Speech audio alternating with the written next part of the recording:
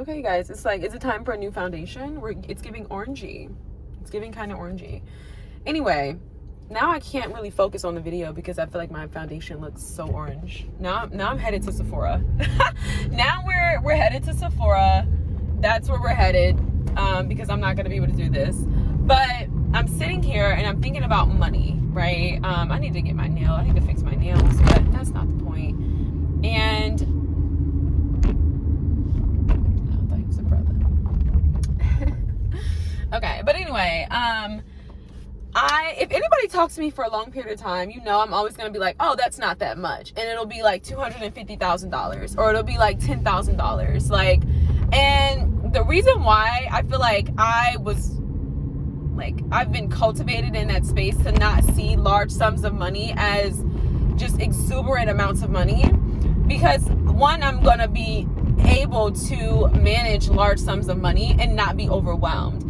And I thought that this was like so revelatory for me and for so many people, because it's like when you start thinking about finances, right?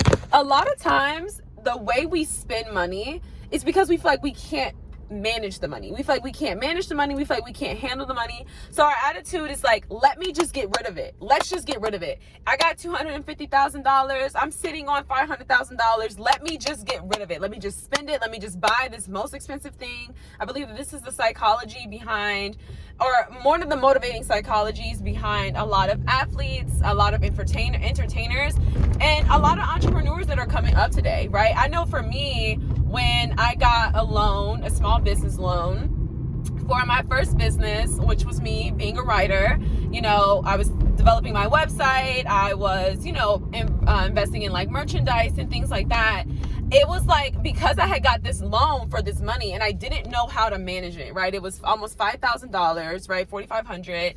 And I do the thing too where I kind of round up, but and I'm like, I don't know how to manage this money, you know. I'm like, I don't know what to do with it, like. And so my attitude at the time was to basically get rid of it, like just get rid of the money, like just spend it. So I'm buying all this inventory, I'm buying the most expensive website, and none of it ultimately came to any use. And I think it's easy for a lot of people to be like, oh no, you're gonna do this with the money, you're gonna do that with the money. Listen, if you don't work on your psychology, if you don't have, like, the first step with money management is being aware of your psychology of money. Like, I know for me growing up, because I had experiences where I had lost a lot of money, right? Like, I remember being a young girl and losing $100, and I don't know where the money went, but it was gone.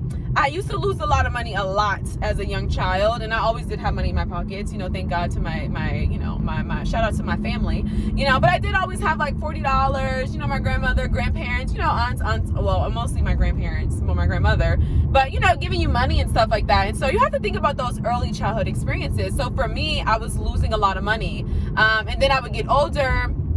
And because I had a really bad shopping habit, I just would always find myself spending way more than I should. And, you know, it got to the point where I realized the psychology for me was like, get rid of the money as fast as you can because you're gonna lose it.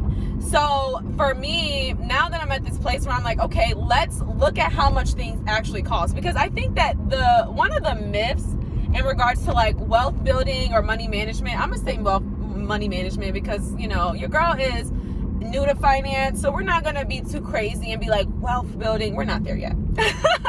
Humbly.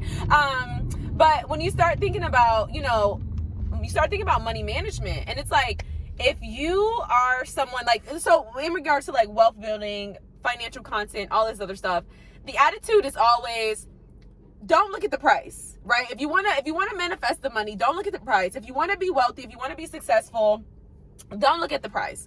Don't pay attention to how much it is.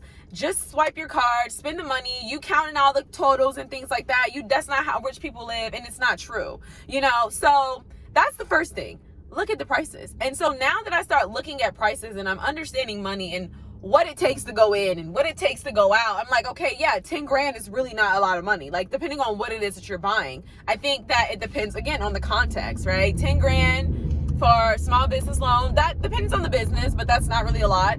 You know, 10 grand for a car, that's a good thing, right? Like that's not that much. Like that, you can pay that off, you know? So I think that by ignoring money and being more so like an avoidant person on your money management journey, and you're kind of having this attitude of like, oh, don't look at the prices, you know, just throw it in the bag. You shouldn't do that. You really should be like, okay, what am I spending? The other thing, outside of like your psychology around money, is just recognizing like, okay, you have to have a plan for your money. Where is it going? Like if you're on a salary, if you're bi-weekly, where is the money going? And by having that awareness for myself, when I say, I'm able to really look at something and be like, no, it does not align with what I'm doing. It doesn't align in the budget. It's not something that we intended for. Like always have your extra, you know, funds for miscellaneous expenses, that, you know, things that just come up. Like I had to purchase a book and it was like $173, so I didn't necessarily plan on doing that. So, you know, you always have to have your extra funds, but like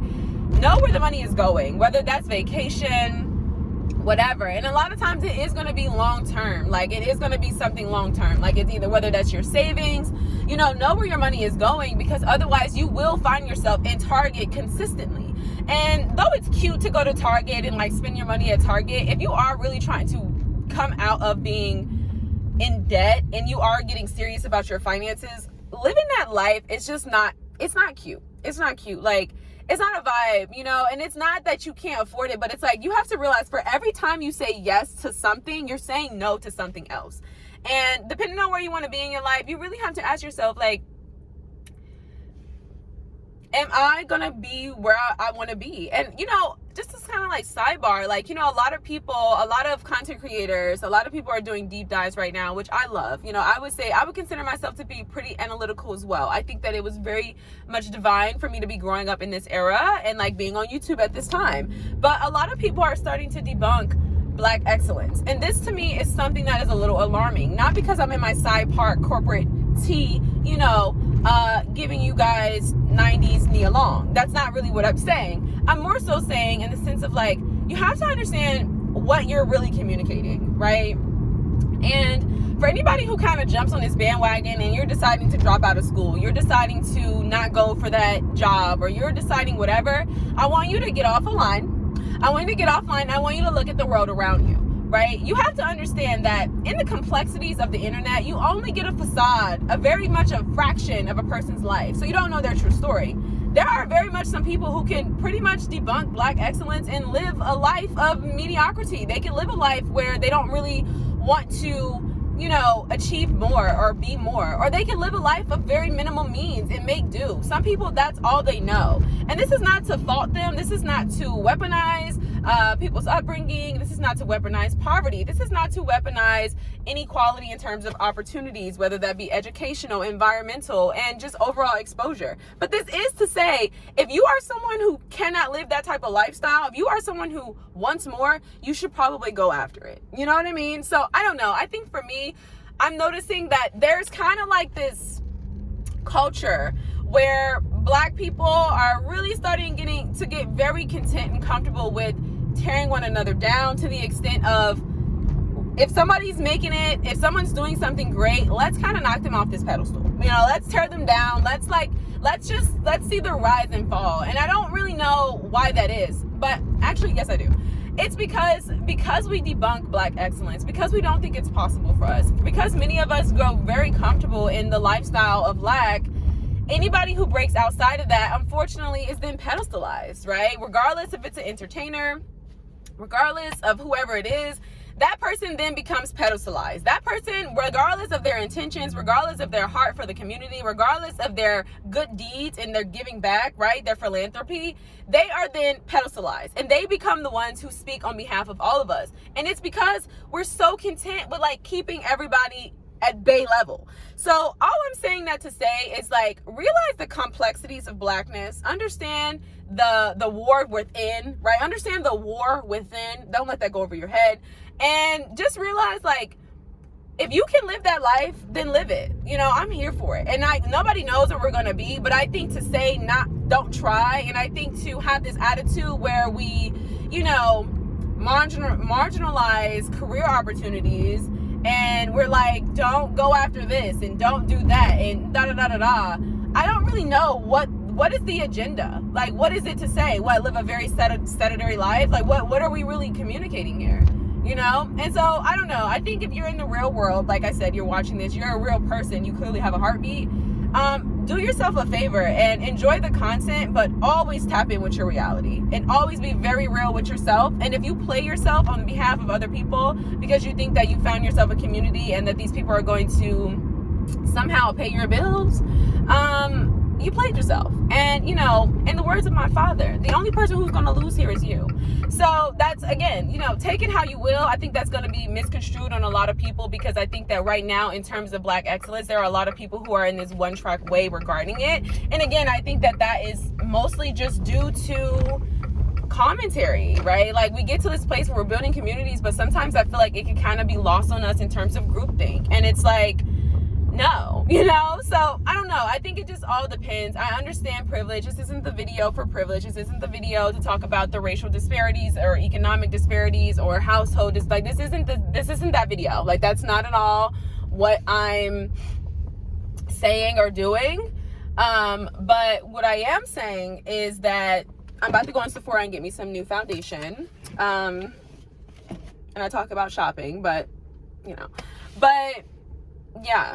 Don't let it be lost on you, okay? Like, seriously, figure out what kind of life you want for yourself and then go live that life, you know? Like, enjoy the content creators, enjoy the videos, enjoy the things that people put out in the world, like, enjoy it from that standpoint, but please don't let it dictate your life and the trajectory of your life, because things can actually get better for you. Things can actually work out for you, and you know, not everybody wants that type of position, right? You have to understand too, when we critique Black media figures, when we critique Black celebrities, when we critique older generations, you have to understand what was available to them, what was accessible to them. Conversations around entrepreneurship wasn't a thing. They never probably even thought that they could own their own businesses and start their own opportunities. These are conversations that just now kind of started getting rivvied up. Like, I think from, you know, me coming from a family lineage of like entrepreneurship, it's different. But it's like, if you didn't come from that, you're looking for a way within these institutions to make money, to take your gifts and things like that. So I always say, as much as we try to critique older generations, older entertainers, you have to understand the era in which they were living in, okay?